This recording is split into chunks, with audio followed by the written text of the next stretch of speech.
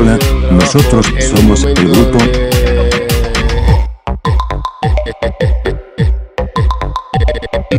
y nos tiramos acá y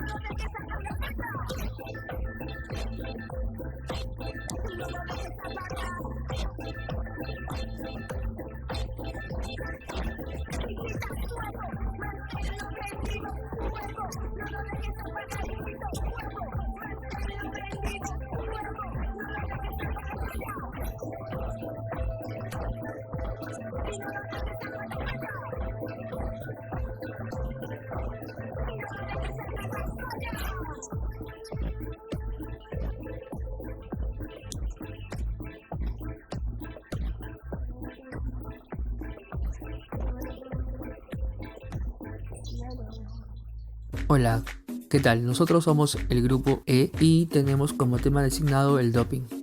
La WADA o AMA, Agencia Mundial Antidopaje, define como doping o dopaje a la utilización de sustancias, métodos o presencia en una muestra del cuerpo de un atleta de metabolitos prohibidos, con el fin de lograr una mejora en el rendimiento deportivo o para ocultar el uso de otras. Rehusar suministrar una muestra, no hacerlo sin causa justificada o evadir de cualquier modo la recolección de muestras. No estar disponible para las pruebas fuera de competición, no presentar los papeles debidos o no indicar dónde se encuentra en todo momento. Hacer trampa durante los controles o intentar de cualquier forma. La posesión de sustancias prohibidas o de métodos prohibidos. La compraventa o intento de compraventa de sustancias prohibidas o de métodos prohibidos. Administrar o intentar administrar sustancias o métodos prohibidos a un atleta.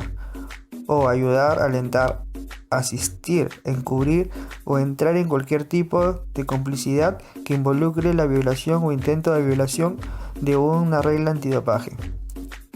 La complicidad, conspiración, encubrimiento de una violación de las reglas antidoping. Lista de sustancias y métodos prohibidos por la Agencia Mundial Antidopaje. Desde el 2004, la Agencia Mundial Antidopaje asumió la responsabilidad de elaborar una lista con aquellas sustancias y métodos prohibidos para el deporte que rigen numerosas competencias internacionales. De acuerdo al Código Mundial Antidopaje, una sustancia o un método para ser considerado dentro de la lista de sustancias prohibidas debe tener por lo menos 2 de estos 3 ítems. Que mejore el rendimiento deportivo, que amenace la salud del atleta y que atente contra el deportivo. La lista de prohibiciones se publica el 1 de octubre de cada año en el sitio web de la Agencia Mundial Antidopaje y dicha lista entra en vigencia el 1 de enero del próximo año. Las sustancias y métodos prohibidos en todo momento dentro y fuera de la competencia son las siguientes: agentes anabólicos, hormonas y sustancias afines como la EPO, la GH y las anfetaminas, beta-2 agonistas, diuréticos y otros enmascarantes, con el fin de poder perder peso en corto tiempo y de que no se detecten otras sustancias prohibidas. Incremento de la transferencia de oxígeno, manipulaciones físicas o químicas y dopaje genético. Sustancias y métodos prohibidos solo durante la competencia. Estimulantes como la cafeína y la estricnina modificadas que se utilizan para estar más despierto y demorar la fatiga. Narcóticos para mitigar el dolor y conseguir un efecto tranquilizante. Cannabinoides y glucocorticoides. También están las sustancias prohibidas solo en algunos deportes, como el alcohol y los betabloqueantes, sustancias que disminuyen los latidos del corazón y estabilizan el organismo, por lo que son utilizadas particularmente por los arqueros y los tiradores. Los esteroides anabólicos son probablemente las sustancias dopantes más populares en el mundo del deporte. Se las define como compuestos químicos similares a la testosterona, que produce el mismo cuerpo, capaces de incrementar los procesos anabólicos en el organismo. Afectan el metabolismo de las proteínas, con un aumento anabólico por la estimulación de la síntesis de proteínas y tiene un efecto anticatabólico. Los esteroides anabólicos más utilizados son la testosterona, la nandrolona, la tetrahidrogestrinona, la gestrinona, el estanosol, oximetalona, metenorona, entre otros. Los esteroides anabólicos, a modo recordatorio, al ser moléculas parecidas a la testosterona, van a estar formadas en mayor medida por moléculas lipídicas. Entonces, esto va a influir mucho en su mecanismo de acción, ¿sí? Estas van a ingresar a los órganos diana, donde van a ser metabolizadas por la 5-alfa reductasa, a su metabolito activo, que es la dihidrotestosterona. Pero es importante recalcar que para asegurar el efecto androgénico y anabólico es importante la presencia de dos de estas enzimas 5-alfa reductasa. Una que se encuentra en el hígado y en la piel, que no es genital, y la otra que se localiza en el área urogenital. La dihidrotestosterona generada va a tener tres acciones importantes. La primera va a ser la inhibición competitiva parcial con los receptores de glucocorticoides, que van a tener una acción anticatabólica. La segunda va a ser la retención de nitrógeno para una mejor utilización de la ingesta de proteínas. Y la tercera acción va a ser el estímulo del sistema ARN polimerasa mediante la combinación entre el receptor androgénico y el esteroide androgénico, dando lugar a un incremento de la síntesis proteica, generando un aumento de la masa muscular, la eritropoyetina, etc. Es importante destacar que en la práctica médica, los esteroides anabólicos son utilizados para ciertos tratamientos, tales como la anemia plástica, el angioedema hereditario, el hipogonadismo en hombres y el cáncer de mama. En los últimos 30 años, estos esteroides anabólicos fueron utilizados por las comunidades atléticas, porque vieron que incrementaban la masa corporal magra, la fuerza física, la agresividad y reducía el tiempo de recuperación entre entrenamientos. Por este motivo están incluidas en la lista de sustancias prohibidas por sus efectos anabólicos y androgénicos. A su vez, se ha demostrado a lo largo del tiempo que su abuso genera alteraciones en el comportamiento y en el humor, tales como psicosis, hipomanía, delirio y movimientos coréicos y violentos actos criminales. Dentro del abuso de anabólicos esteroides, la vía de administración es muy variada, ya que algunos se toman por vía oral, otros se inyectan por vía intramuscular y otros suministrados por geles y o cremas que se aplican en la piel. Muchos usuarios comienzan con la forma oral y luego progresan a formas inyectables, ya que esta última causa menos daño hepático. Sin embargo, los esteroides orales se aclaran más rápidamente en el cuerpo, lo que a menudo hace que sea la ruta preferida para los usuarios. Es importante destacar que las dosis tomadas por las personas que abusan de estas sustancias pueden ser de 10 a 100 veces más altas que las dosis para tratar las afecciones médicas que ya mencionamos anteriormente. Dentro del abuso de estas drogas hay diferentes métodos de consumición, que se las divide en 4 maneras. La primera va a ser mediante ciclos o ciclismo, que implica tomar múltiples dosis de esteroides durante un periodo de tiempo específico, deteniéndose durante un periodo y comenzando de nuevo. El segundo método consiste en el apilamiento, donde toman 2 o más esteroides anabólicos diferentes, mediante diferentes vías, pueden ser de tipo oral o inyectables, y a veces incluso toman compuestos diseñados para uso veterinario. La creencia es que la utilización de diferentes esteroides y mediante diferentes vías va a producir un efecto mayor sobre el tamaño del músculo que si estas fueran administradas de manera individualmente. Es una teoría que no ha sido comprobada científicamente. La tercera manera de administración de la piramidación, que generalmente implica tomarlos en un ciclo de 6 a 12 semanas. La persona comienza con dosis bajas de los medicamentos que se apilan y luego comienza lentamente aumentando la dosis. Vamos a tener una segunda etapa donde la dosis comienzan a reducirse lentamente hasta 0. A esto se le sigue a veces con un segundo ciclo en que la persona continúa entrenando pero sin drogas. Y por último vamos a tener el método de meseta, mediante el cual los esteroides se escalonan, se superponen o son sustituidos por otro tipo de esteroides para evitar el desarrollo de la tolerancia. Es importante destacar cuáles van a ser los efectos secundarios que van a tener estos esteroides anabólicos. En mujeres generalmente van a tener efectos masculinizantes como el agravamiento de la voz, crecimiento del vello facial, aumento del clítoris, amenorrea. En adolescentes puede generar la disminución de la talla adulta, el acné, la piel áspera y seca. En hombres también va a generar acné, caída irreversible del pelo, ginecomastia, disminución del tamaño testicular y disminución de la secreción de testosterona y esperma. También es importante destacar los efectos a nivel cardiovascular, ya que los esteroides contribuyen aumentando el nivel de lipoproteínas de baja densidad y disminuye el nivel de lipoproteínas de alta densidad, aumentando el riesgo de aterosclerosis. Entonces esto puede generar hipertensión arterial, puede disminuir la función de los ventrículos en el corazón y puede contribuir a enfermedades cardiovasculares como ataques cardíacos, daño arterial y accidentes cardiovasculares. A nivel general, es importante destacar que va a generar afectación a nivel del hígado, edemas, como ya bien dije, alteración en los niveles de colesterol y por último, y lo más importante, va a generar lo que es llamado roid rage. Entonces, ¿qué es el roid rage? El roid rage es un efecto adverso muy particular de los esteroides anabólicos, caracterizado por el aumento de la agresividad, impulsividad y comportamientos violentos producido por el consumo de esteroides, causando brotes de ira totalmente incontrolables. Y esto se lo va a evidenciar mediante diferentes estudios a lo largo del tiempo. En 1988, Katz y Pope realizaron una entrevista clínica a 41 atletas que habían abusado de esteroides anabólicos. Aquí se pudo evidenciar que el 22% de los atletas presentaron episodios maníacos o depresivos durante la exposición a los mismos.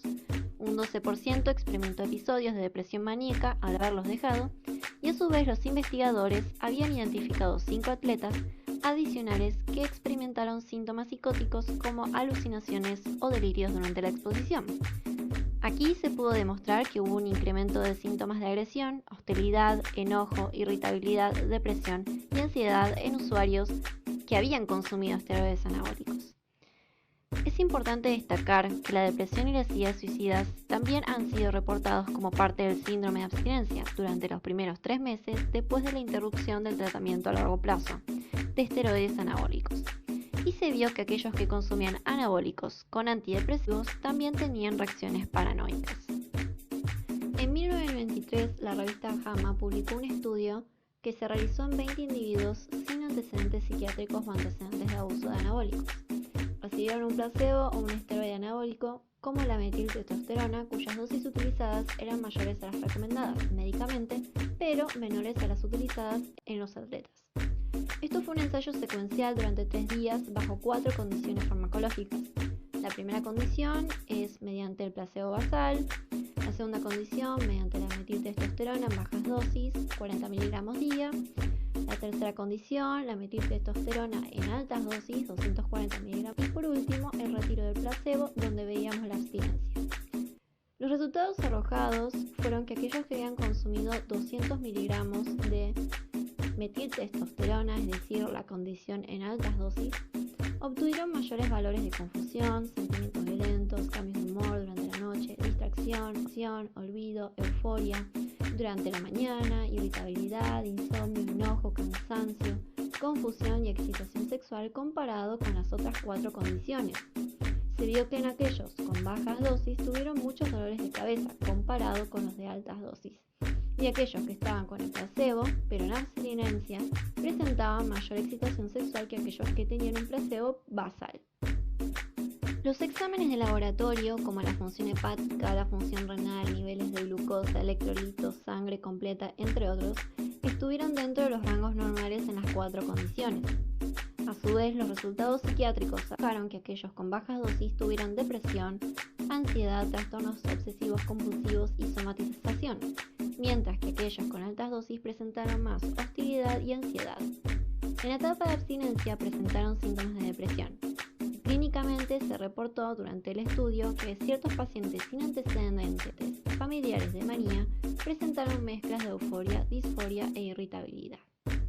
En conclusión, los esteroides anabólicos en altas dosis se asociaron con aumentos significativos, ¿sí? Por ejemplo, del estado de ánimo positivo como euforia, energía y excitación sexual, aumentos significativos negativos en el estado del ánimo como irritabilidad, cambios de humor, violentos sentimientos, ira y hostilidad, y por último síntomas cognitivos como distracción, olvido y confusión, y un aumento en la...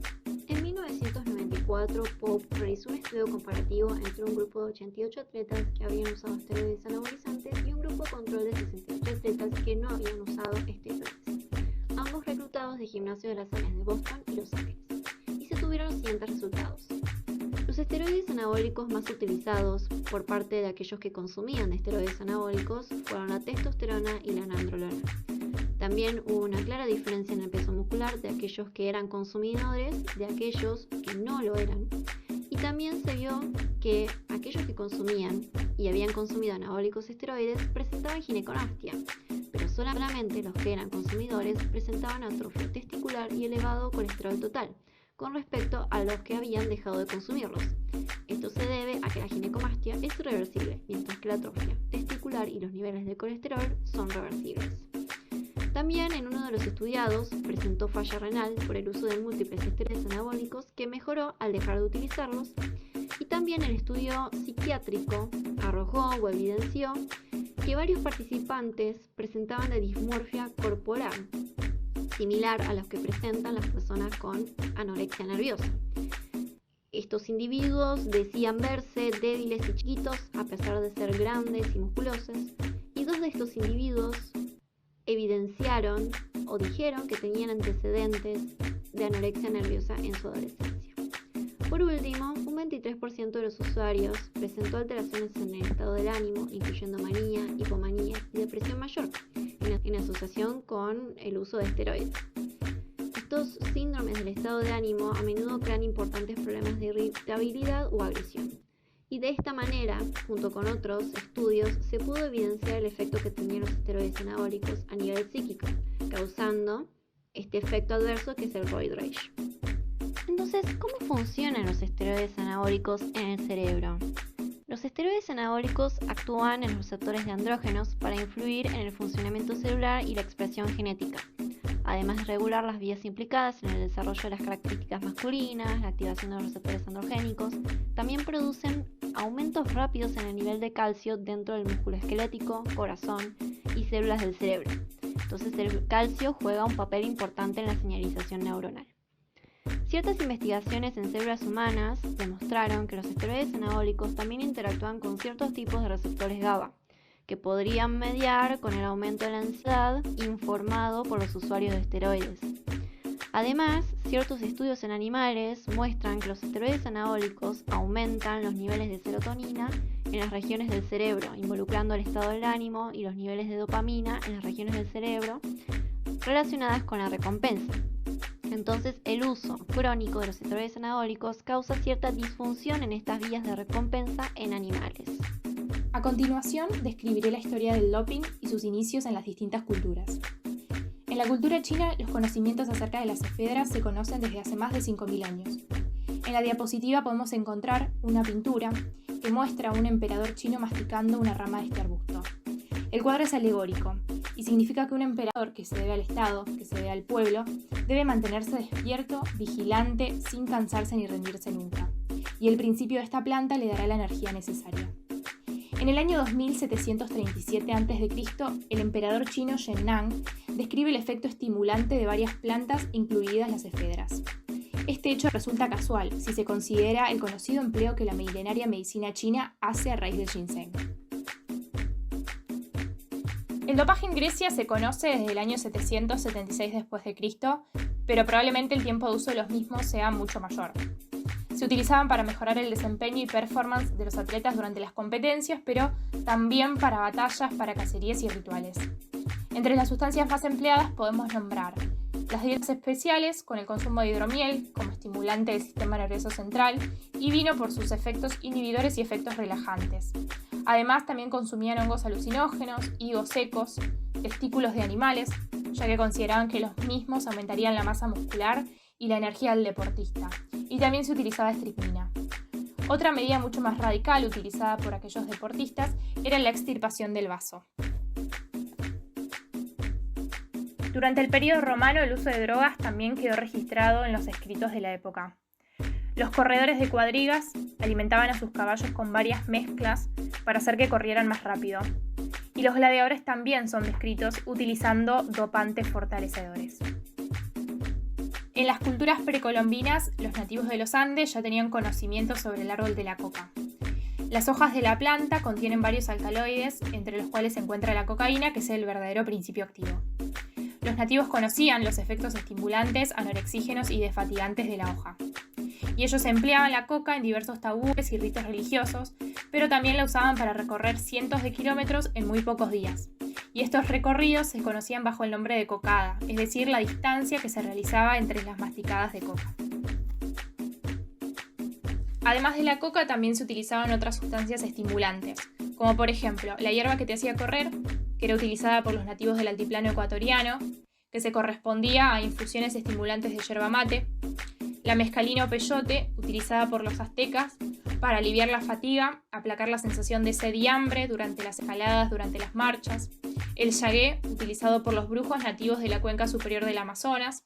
Esta sustancia tenía propiedades narcóticas y estimulaba psíquicamente a los guerreros de la tribu, o la psilocibina, que era utilizada por los aztecas y por los maztecas en ritos religiosos y sagrados, debido al poder alucinógeno que obtenía, entre otras sustancias más. En el continente africano también se han utilizado desde tiempos históricos sustancias para mejorar el rendimiento. En los países árabes africanos crece un arbusto que se llama Cata adulis, de cuya hoja se extrae la catina, que tiene efectos estimulantes adrenérgicos y que se utilizan por sus efectos a nivel del sueño, fatiga y hambre. Otros pueblos africanos han utilizado la mandrágora, o la hierba de los magos, que contiene una mezcla de principios alcaloídicos con efectos narcóticos, afrodisíacos y tóxicos. En África Occidental hay indicios del empleo de la planta de cola, con efectos estimulantes también, motivo por el cual se utilizaba durante las marchas y durante las carreras de competición. El primer caso de dopaje conocido en el deporte moderno se dio entre nadadores que atravesaban el canal de Ámsterdam en el año 1865, que fueron acusados de consumir drogas.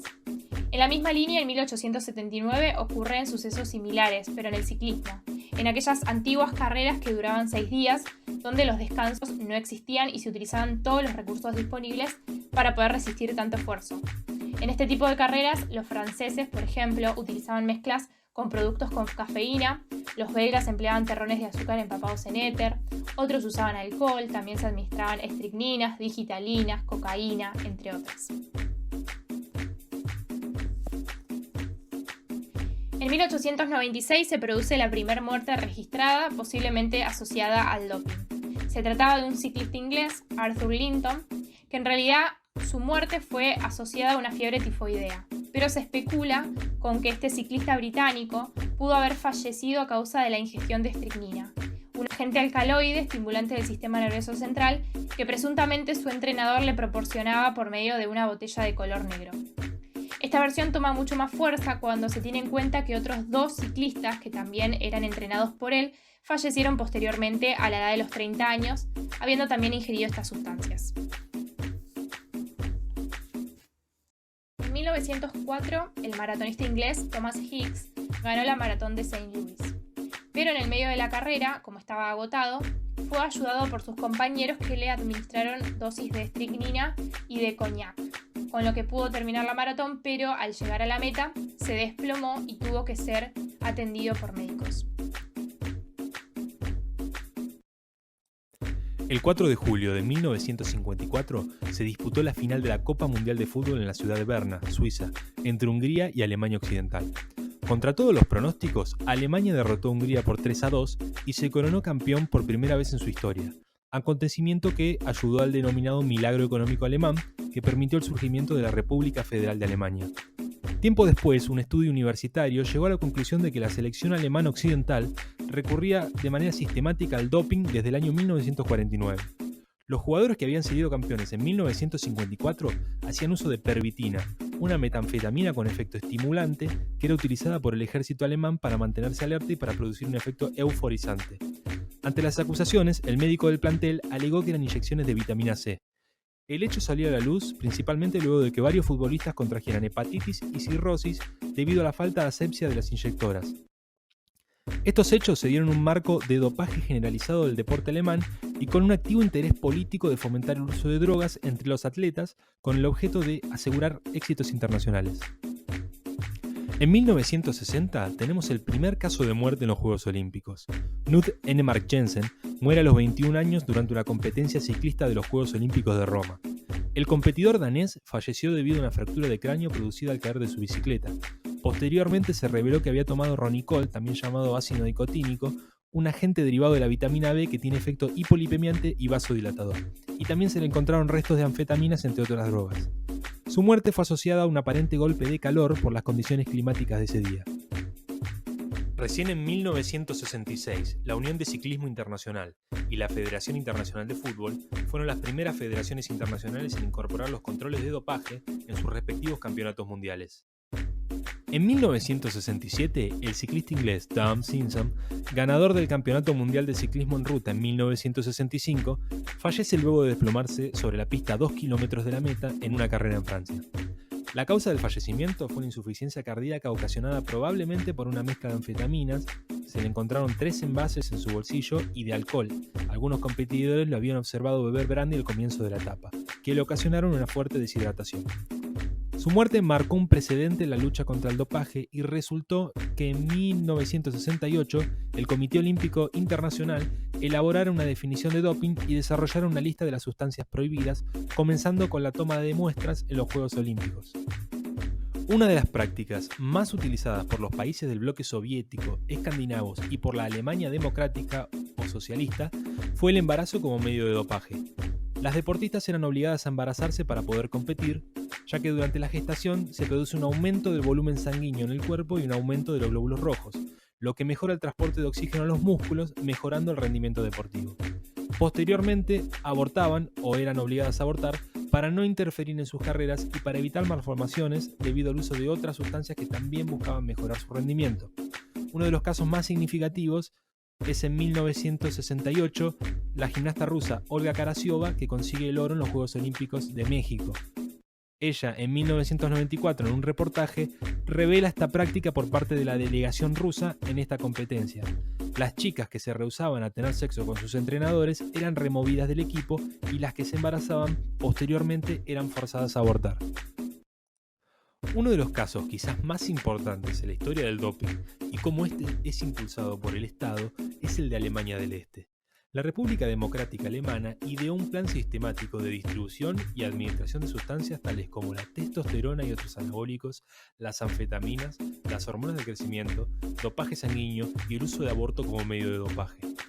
Todos estos para mejorar el rendimiento de sus atletas, con o sin su consentimiento, con el fin de enaltecer la imagen y el prestigio del Estado comunista, mediante el éxito en competencias internacionales como los Juegos Olímpicos.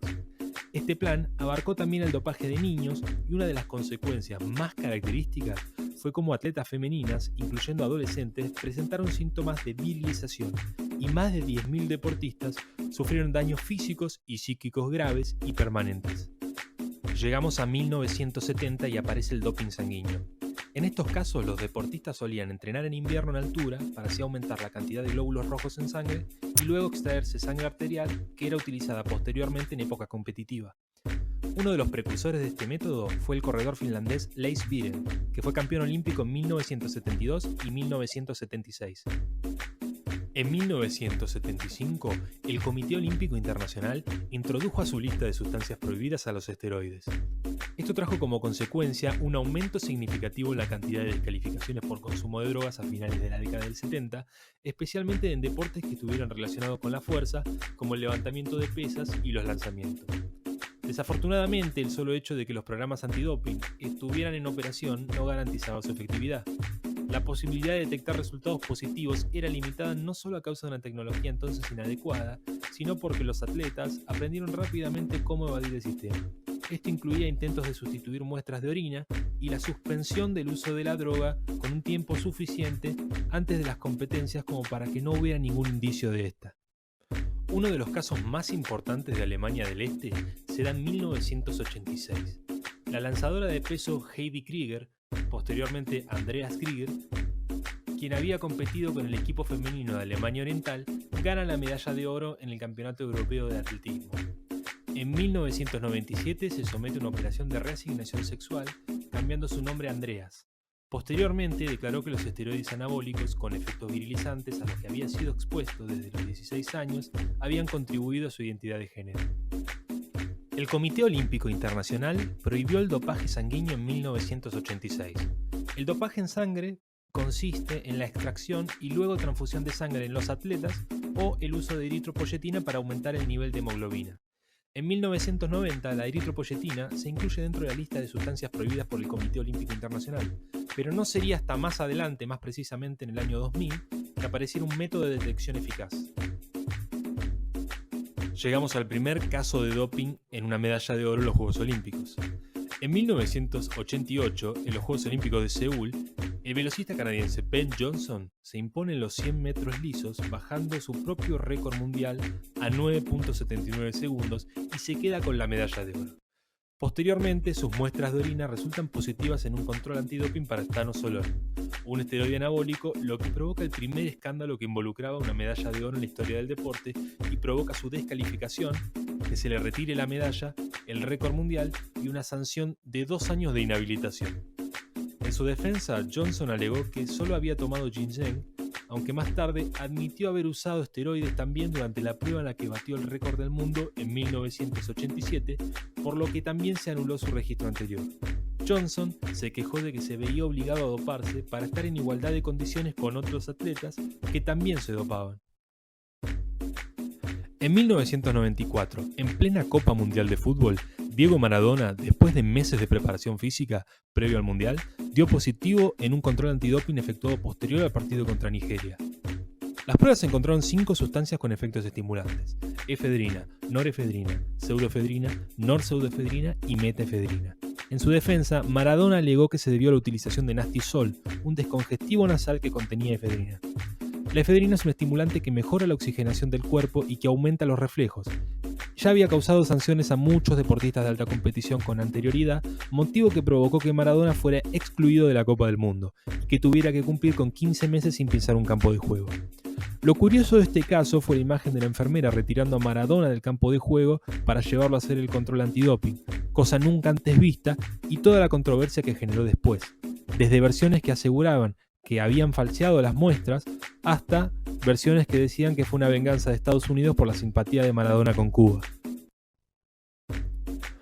En 2009, Andrea Agassi cuenta en su autobiografía cómo dio positivo en 1997 para metanfetaminas en un control antidoping por la Asociación del Tenis Profesional. En su defensa, alegó que había tomado una bebida mezclada con la droga que había sido preparada por su asistente. La ATP retiró la prueba y archivó el caso, que nunca salió a la luz y salvó al tenista de una sanción de 3 meses por consumo recreacional. Uno de los hitos de la lucha contra el doping fue, el 10 de noviembre de 1999, la creación de la Agencia Mundial Antidopaje.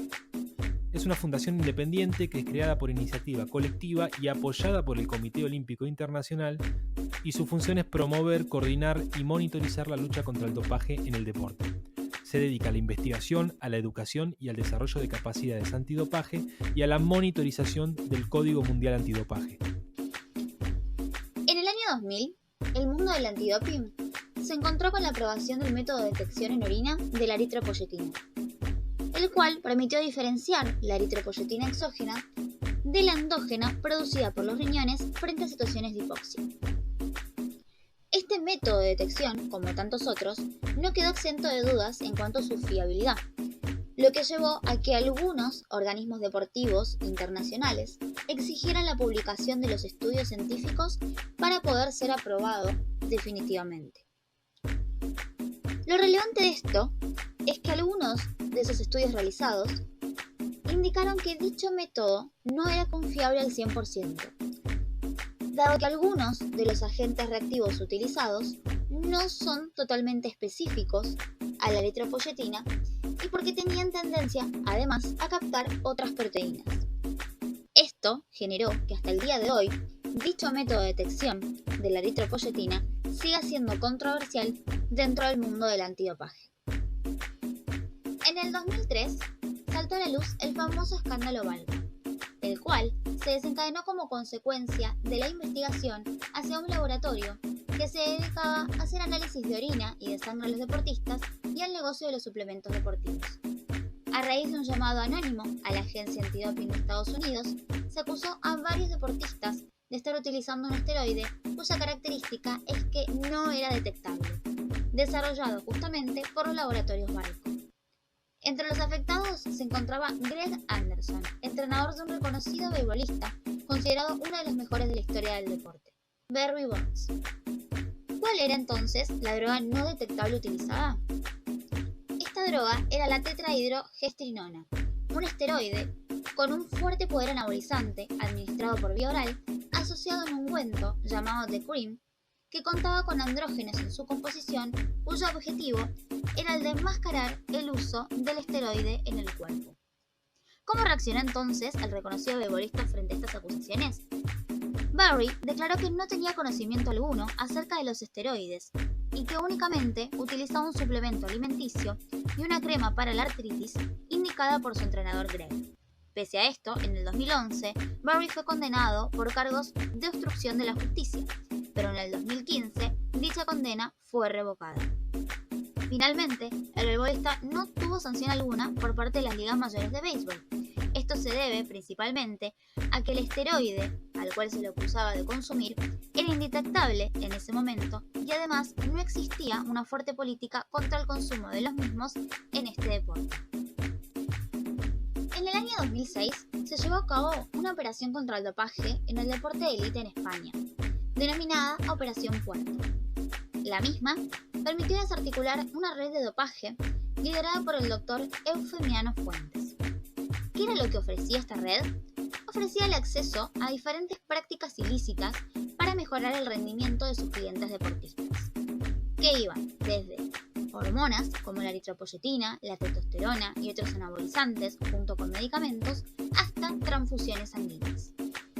En ese momento, en España, el dopaje no era considerado un delito, motivo por el cual el juez Serrano, el cual se encontraba a cargo del caso, solo estudió un posible delito contra la salud pública que permitiría incriminar a los responsables de la red, pero no a sus clientes, los deportistas. A través de una serie de investigaciones y recolección de pruebas, el juez Serrano no pudo comprobar dicho delito, motivo por el cual no solo archivó el caso, quedando absueltos todos los imputados, sino que también se negó a facilitar a los organismos deportivos internacionales, como la Asociación Mundial Antidopaje y la Unión Ciclista Internacional, las pruebas que habían sido obtenidas durante la investigación, impidiendo de esta manera que los clientes deportistas que habían sido relacionados con la red de dopaje no recibieran las sanciones deportivas respectivas. Ante estas reiteradas negativas por parte de las autoridades españolas, otros países como Alemania e Italia, que también estaban siendo afectados por dicha red de dopaje, iniciaron sus propias investigaciones, las cuales permitieron la confirmación y sanción de 6 clientes deportistas y el posterior juicio oral y sentencia. Esto logró que tanto el doctor Eufemiano Fuentes como su colaborador, José Ignacio Labarta, fueran condenados, aunque con penas leves, mientras que el resto de los encausados fueron absueltos. Pero ¿cuál fue la consecuencia directa más importante y relevante que tuvo este suceso? La sanción de una nueva ley contra el dopaje en España, que si bien fue algo positivo, en contraposición, como la misma no tuvo carácter retroactivo, los acusados permanecieron juzgados con la antigua ley, donde el dopaje no era considerado un delito. Otra de las deportistas envuelta en el escándalo Balco fue Marion Jones, ganadora de 3 medallas de oro y 2 de bronce durante los Juegos Olímpicos de Sydney del año 2000. En su caso, el propio Víctor Conte, principal responsable de la trama de los laboratorios Balco, relató durante una entrevista televisiva que el atleta se encontraba dentro del mundo del dopaje hacía varios años y que él mismo le había enseñado a utilizar la tetrahidrogestrinona. Esto desencadenó que en octubre del 2007, luego de 3 meses de investigaciones y juicios, se le declarara a Marion finalmente culpable de haberse dopado durante los Juegos Olímpicos de Sydney, tanto con tetrahidrogestrinona como con eritropoyetina, sustancias totalmente indetectables en los controles antidopaje de esa época, teniendo que devolver como consecuencia las 5 medallas obtenidas y siendo suspendida por 2 años. Al mismo tiempo, se le anularon los resultados de todas las competiciones que disputó desde el 2000 en adelante. Otra operación realizada en España contra el dopaje en el deporte élite fue la Operación Grial. Esta permitió desarticular una red de dopaje liderada, en este caso, por el Dr. Walter Virú, la cual ofrecía diversas prácticas ilícitas para mejorar el rendimiento de sus clientes deportistas, que iban desde hormonas, como la hormona de crecimiento y la eritropoyetina, hasta medicamentos. Lo particular de este caso es que el Dr. Virú contaba con la farmacia de uno de sus hijos para fabricar algunos productos. Y era esta misma farmacia a la cual derivaba a sus clientes deportistas, a los cuales le prescribía anabolizantes y otras sustancias sin justificación terapéutica. ¿En qué terminaron las hazañas del Dr. Virú? En su propia detención, junto con la de su esposa y sus hijos, también implicados, con una condena de 6 a 7 meses de prisión y multas. Dentro de sus clientes deportistas, implicados en la red de dopaje, se encontraban los ciclistas Raúl Castaño y Pedro José Verá, además de un reconocido atleta olímpico que se observa en la foto, llamado Paquillo Fernández. A este atleta le encontraron en su domicilio eritropoyetina, motivo por el cual fue sancionado con 2 años de inhabilitación por parte del Tribunal de Arbitraje Deportivo. Terry Newton fue un jugador de la Liga de Rugby Profesional Inglesa, el cual, en el año 2009, el 24 de noviembre, en un control sanguíneo que fue realizado fuera de competición, el jugador de 31 años fue noticia, no por su desempeño deportivo, sino porque se convirtió en el primer atleta que dio positivo para la hormona de crecimiento, lo que terminó provocando que Terry, en el 2010, a través de la Agencia Antidopaje Británica, sea sancionado con 2 años de suspensión. Ahora bien, ¿cuál es el gran atractivo de la hormona de crecimiento en el mundo del deporte? Lo que sea el consumo de esta hormona en el mundo del deporte es su acción lipolítica. Esta acción lipolítica de la hormona tiene la capacidad de reducir el peso total del atleta, pero manteniendo al mismo tiempo su masa muscular, lo que genera un aumento del índice de músculo-grasa, haciendo que el trabajo físico del deportista sea mucho más eficaz.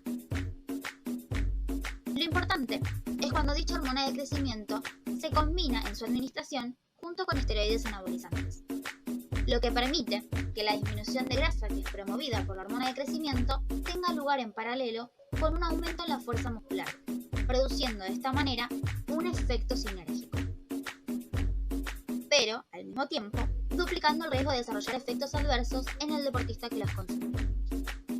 Entonces, ¿por qué fue importante la detección de la hormona de crecimiento en Terry? Esto fue así porque justamente fue el primer análisis positivo para la hormona de crecimiento, lo que se consideró como un gran paso en la lucha contra el dopaje, debido a que anteriormente la detección de esta hormona fue un gran desafío para los laboratorios.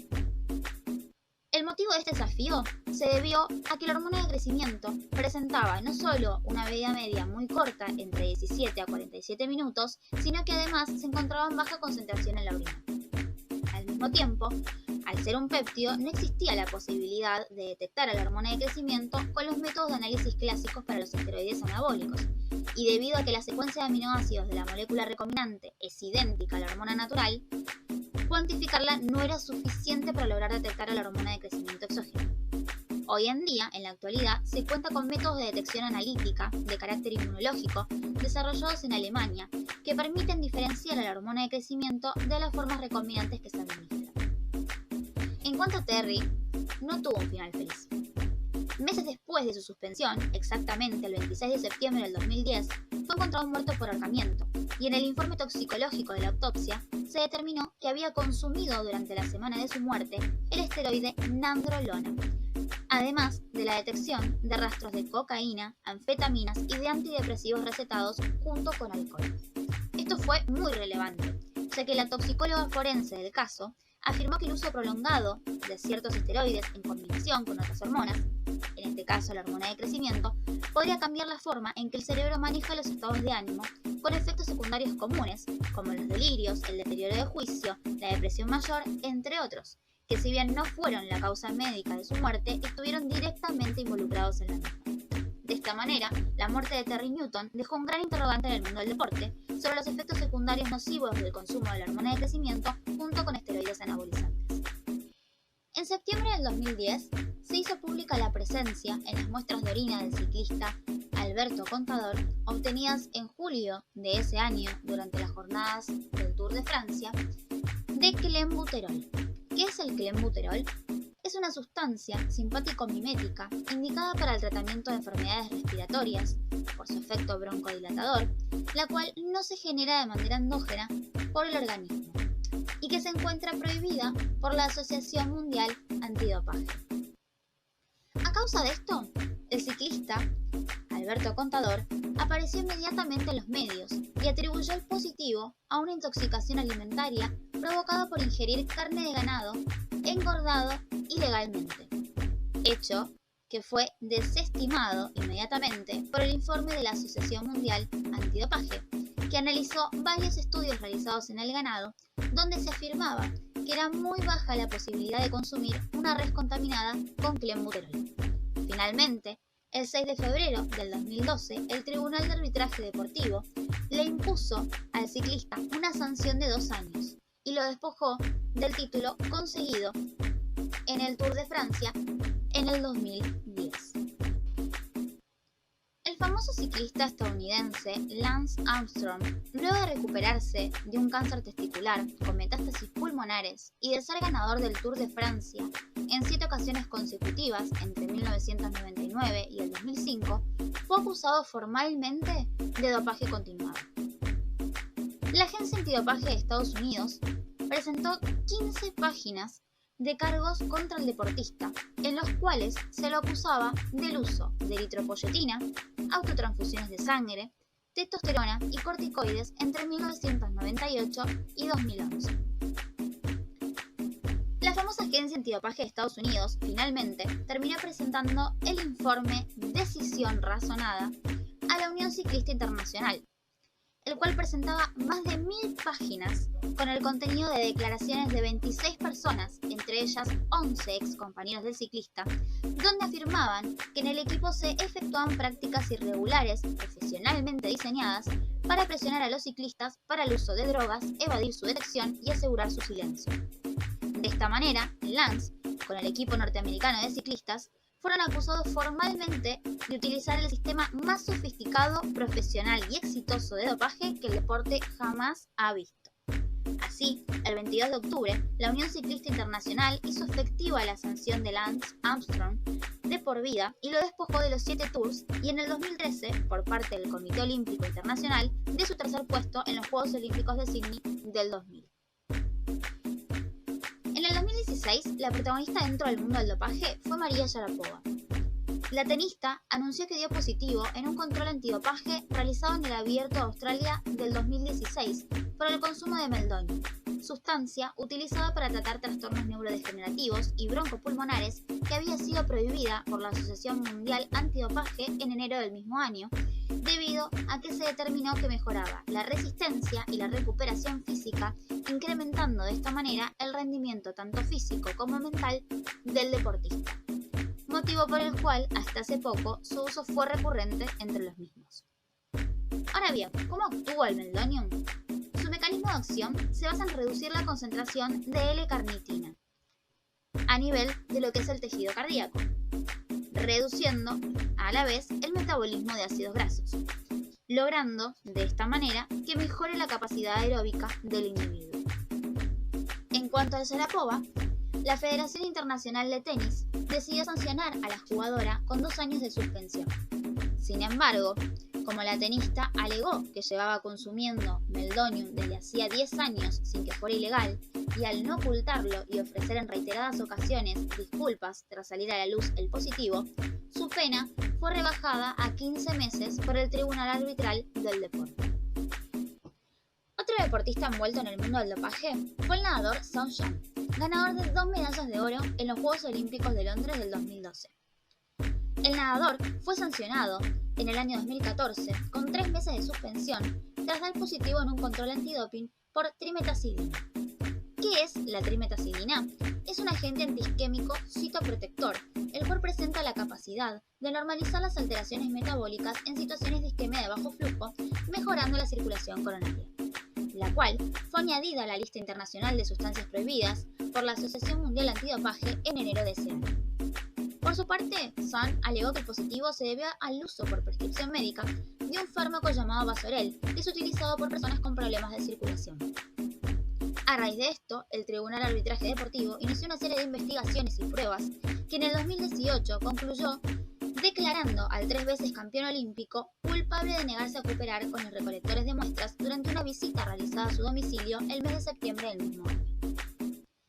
Esto fue constatado en una audiencia realizada en un tribunal abierto, donde se presentaron pruebas de cómo un guardia de seguridad, instruido por la madre de Sun, utilizó un martillo para romper un frasco con muestras de su sangre. Pese a todo esto, se le permitió al nadador competir en los Juegos Olímpicos del 2019, en los cuales ganó 2 medallas de oro, aunque otros nadadores, conociendo la situación de Sun, le negaron el saludo e incluso se negaron a subir al podio junto a él. Finalmente, en febrero del 2020, el Tribunal de Arbitraje Deportivo decretó su suspensión durante 8 años por lo sucedido en el control antidopaje. El caso de los deportistas rusos tuvo lugar en el desarrollo y celebración de los Juegos Olímpicos en Rusia en el año 2014, donde por parte de una emisora alemana, ARD, se emitió un documental sustentado por grabaciones y testimonios de testigos, donde se denunció un proceso sistemático de dopaje a los atletas rusos y el encubrimiento por parte de las autoridades a los controles. A estos se le sumó el del exdirector del laboratorio antidoping ruso, el cual aseguró que 115 medallistas rusos presentaban un dopaje positivo en los Juegos Olímpicos del 2014 y que el Comité para la Seguridad del Estado colaboró con ellos cambiando los análisis de los deportistas. Este conjunto de testimonios y confesiones recopilados en un documental puso al descubierto una red de espionaje dedicada a manipular y encubrir los resultados de la base de datos del laboratorio de Moscú, encargado de analizar y controlar justamente las muestras antidopaje de los deportistas. Como consecuencia, la Agencia Mundial Antidopaje inició una investigación cuyos resultados fueron publicados recién el 9 de noviembre del 2015. Estos llevaron a recomendar a la Federación Internacional de Atletismo a la suspensión de la Federación Rusa de Atletismo de toda competición internacional, debido al incumplimiento del país con los protocolos establecidos por el Código Mundial Antidopaje, lo que llevó que se suspendiera por tiempo indeterminado a Rusia de los eventos mundiales de atletismo. Recién el pasado año 2020, el Tribunal de Arbitraje Deportivo, frente a una apelación de Rusia, dictaminó que la Federación Rusa no podrá participar ni asistir a los Juegos Olímpicos, Paralímpicos, así como tampoco a cualquier otro campeonato mundial organizado bajo las normas de la Asociación Mundial Antidopaje por un lapso de 2 años. Esto generó como consecuencia que si bien se reduciera su sentencia, perdieran la posibilidad de presentarse y participar en los Juegos Olímpicos de Tokio del 2021 y de Beijing del 2022.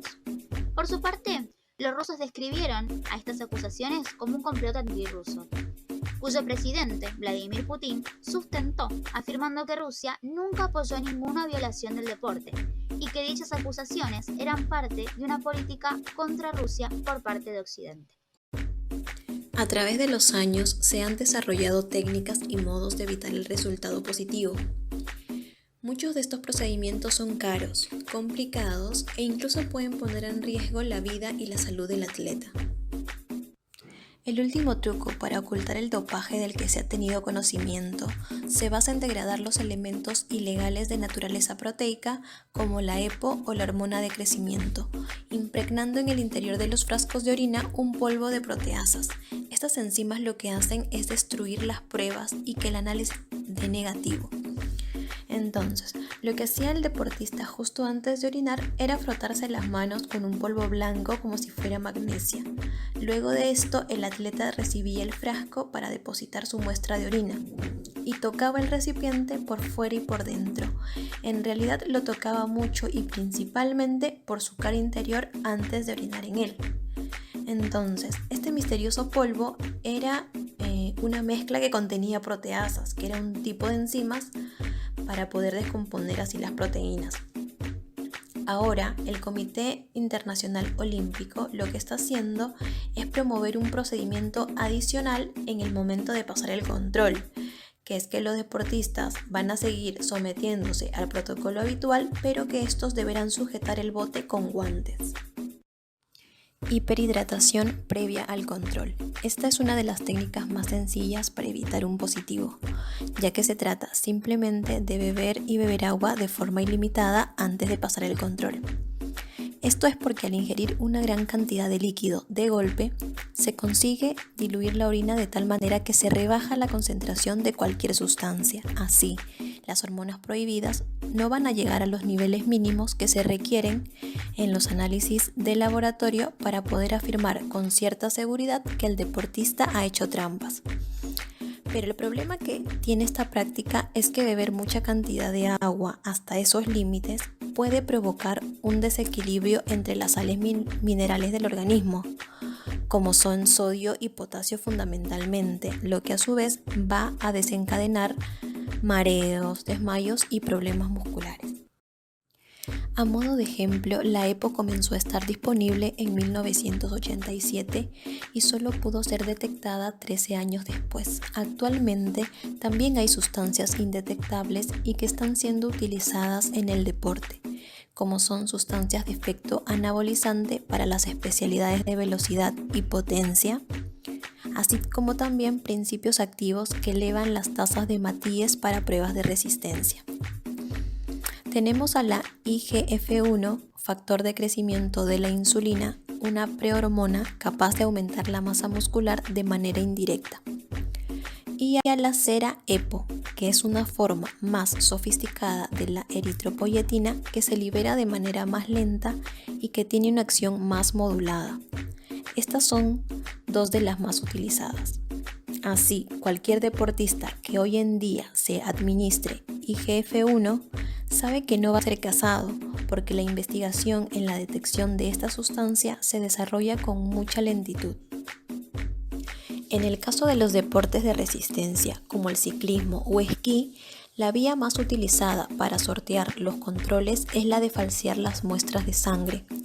Esto se hace de manera similar a la orina, tratando de diluir la muestra para que las concentraciones de los elementos ilegales pasen desapercibidas.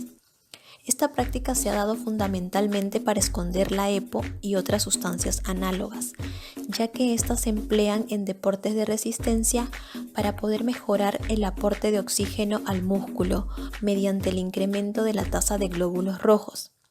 Pero el precio que hay que pagar para aumentar el volumen de Matías es que la sangre se hace más densa, es decir, la proporción de glóbulos rojos aumenta, pero la cantidad total de plasma sigue siendo la misma. Cuando el hematocrito está por encima de 50, no está permitido participar en competiciones, porque una sangre demasiado espesa favorece la formación de trombos. Los deportistas que se dopan con EPO y similares suelen recurrir a los expansores del plasma la noche previa al control para que su sangre parezca más líquida. El volumen plasmático aumenta, el número de glóbulos rojos parece menor, el hematocrito baja y el ciclista puede competir. Sin embargo, para este procedimiento también han surgido maneras de vigilancia.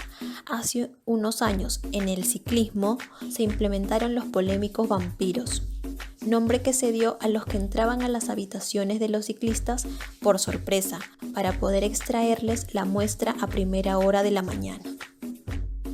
Otra forma muy frecuente de engañar a los análisis se basa en calcular los tiempos de eliminación de las sustancias en el organismo, es decir, se trata de consumir hormonas que van a desaparecer del organismo en pocos días, con el fin de reducir al máximo su tiempo de presencia en la orina. Sin embargo, desde la puesta en marcha de los controles por sorpresa, esta práctica no está exenta de riesgos. Si un atleta es controlado sin previo aviso 2 o 3 veces en una temporada y realiza algunos ciclos de dopaje al año, existe un cierto riesgo de dar positivo porque se puede producir una coincidencia en el tiempo. Existe otra vía de camuflaje del dopaje que simplemente es sustituir la muestra de orina. Uno de los intentos más absurdos de evadir el control de dopaje fue el de Michelle Smith, una nadadora irlandesa que se proclamó reina de la natación en los Juegos Olímpicos de Atlanta 96, al hacerse acreedora de 3 medallas de oro en 200, 400 y 400 metros libres y además obtener otra de bronce. 2 años después de sus laureles en los Juegos Olímpicos, la irlandesa sometió a un análisis de orina tras una competición internacional. En realidad nadie sabe muy bien lo que pasó, pero lo cierto es que Smith se quedó sola durante unos minutos y entregó un bote que desprendía un fuerte olor.